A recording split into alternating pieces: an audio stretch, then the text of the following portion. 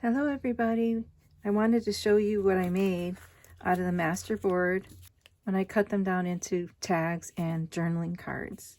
So they turned out pretty nice, I think. I'll show them to you. This one's just a kind of a lone wonky tag that looks like this. I sewed around everything, and so they all have a nice edging around them to hold the packaging in place, because it's that double-sided with the foam things in the middle, but they're nice and sturdy. I think I like them. These ones I made into little houses because I just thought that they looked like little houses and that they were super cute. And here's one that's a house, and here's one that I just left plain. A lot of them that I left plain because they just looked really good plain. Here's one with a lady on it.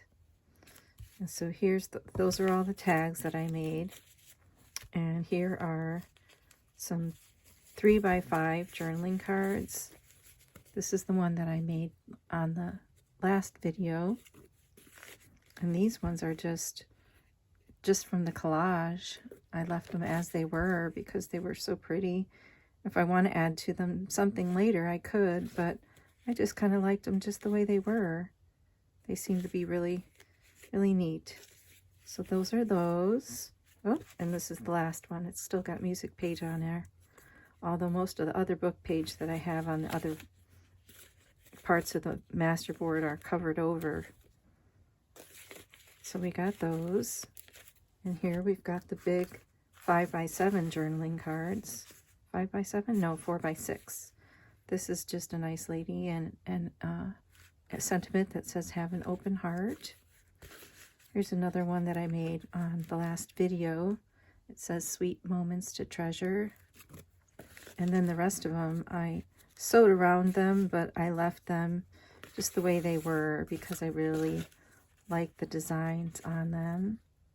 Here's another one that I did put a couple of mucha, I'm not sure how it's pronounced, ladies on there. And it says hope. And here's another one with some ladies from Edwardian times, I believe. And then this is on a little bit different shape. I'll maybe call this a postcard. And that one looks like this. So we've got those. And I've got one belly band. Looks like this.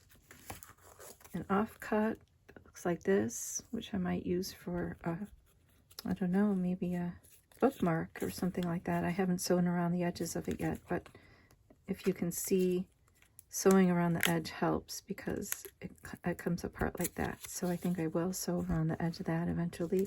And then this is the last one. This is actually a 5x7 that I added a book page piece to, and a sticker and a picture of this lady eating some chocolate. So that's all of them, and this is what they look like on the back. I think that with the marker they'll be right onable, so that will be fine. So now I just need to get my big pink journal, which I've decided I'm going to rename because I have so many different ladies that I could use. I have stickers of ladies and cutouts of ladies from magazines, and so I like the idea of utilizing the ladies in the pink journal. So I'm going to call the journal the Pink Lady. So from now on we'll refer to the pink journal as the Pink Lady, and I'll show it to you. So here's the Pink Lady, and it has got a start. Looks like all these things are going to take up a lot of space in here, so that's a good start.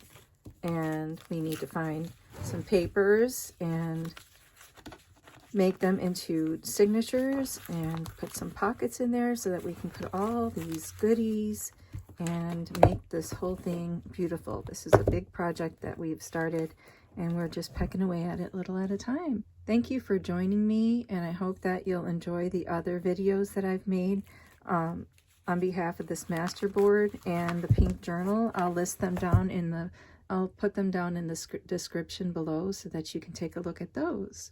So if you like this kind of thing, please give me a thumbs up and subscribe. And if you'd leave a comment, that would be wonderful too. And in the meantime, you have a great day. Bye.